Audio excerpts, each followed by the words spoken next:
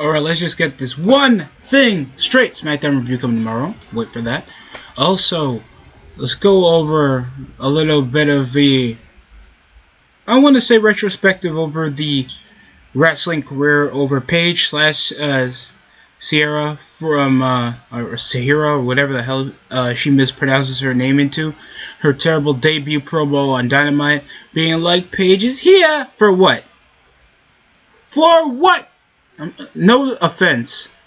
I think people, if it was Sasha Banks, she would get more of a minute pop than Paige.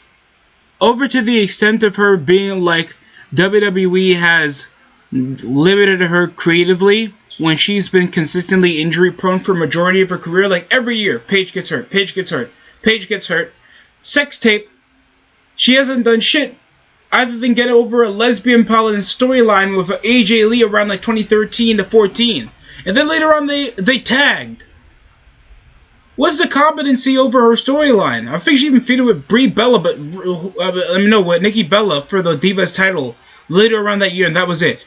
And then as soon as she got more of her explicit abuse relations, it's always the negative press that goes over to Paige's terrible dating life that goes over to her career, and then that most of the wrestling fan base is incel weirdos that come over trying to just sexually explicit these guys while supporting that women's wrestling should be respected.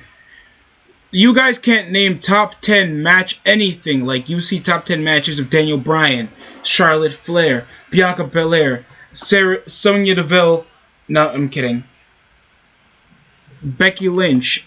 Ronda Rousey at least has a handful of matches that you could name off the top of your head. No one ever says top 5 or top 3 matches involving Paige except her, after WrestleMania 29 win the Divas title, and then sex tape, and then injury, and then absolution. And then she had a short stint as GM of SmackDown. What part of her career had her financially benefit over the company, or at least enhance the women's division, except being another weirdo? I think she also made out with I think it was Alicia Fox one time on an episode of Total Divas. That's also why people even remember her.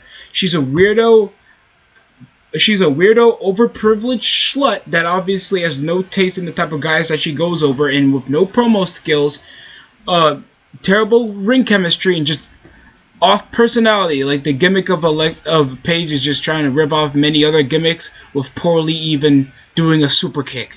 You gotta be kidding me. I've seen more of a reason why AJ Lee, Tessa Blanchard, Sasha Banks would be more of a beneficial contribution. One I just named has a legitimate name that actually has shown that she can keep up with male wrestlers.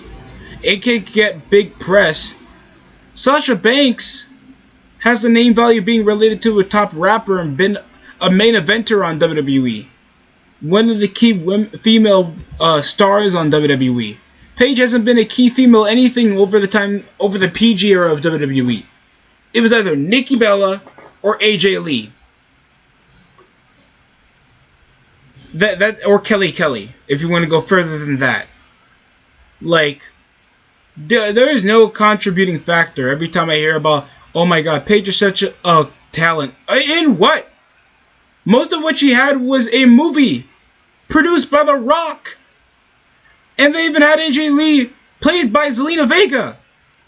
And did you see when Zelina Vega came back on SmackDown? She came around looking like Sasha Banks with a blonde phase, looking like a 19-year-old hooker. You cannot make that up. It's a joke. Anybody saying that Paige is a top draw at anything, at least Punk had a stint where he was actually the top guy. Even though it was just like a storyline that made him like a top person, he didn't turn into a consistent main eventer, and he's still butthurt about that.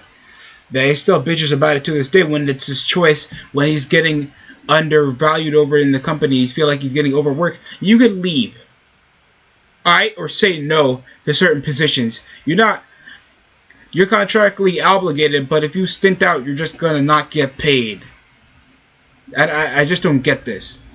And Paige is just feeling like he's just getting undervalued when they made fucking movies about them. What? You've been multi-time women's champion. You've been on reality shows. You've headlined Raws and SmackDown. You were an executive on Storyline on TV for a plethora of years, and they still kept you under contract when you haven't had a full-length match. It worked a full schedule since like 2013, bro. You've been injured for a stint.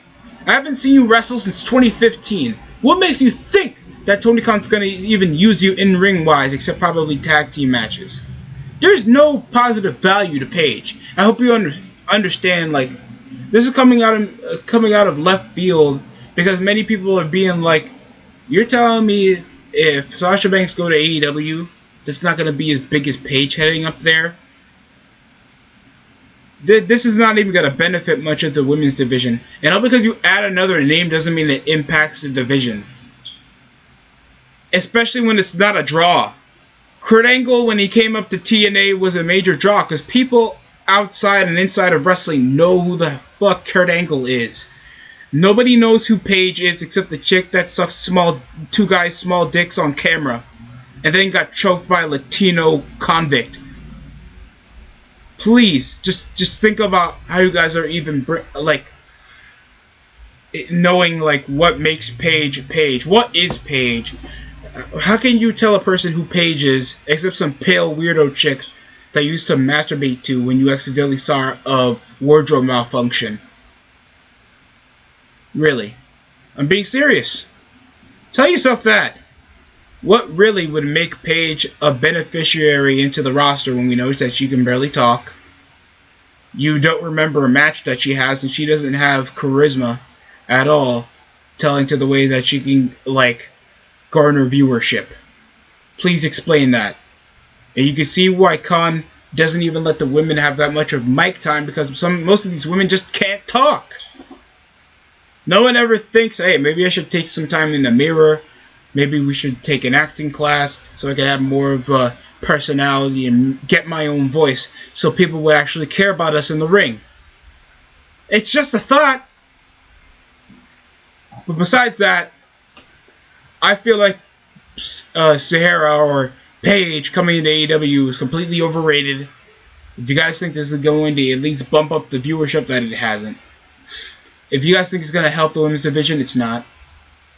And if you even think that Paige is even going to wrestle, you're even more mistaken than I am. That's it for me. Thanks for watching the DST show. Like, comment, subscribe. I want to thank you guys for the love on the last video, and let's keep that going. That's it for me.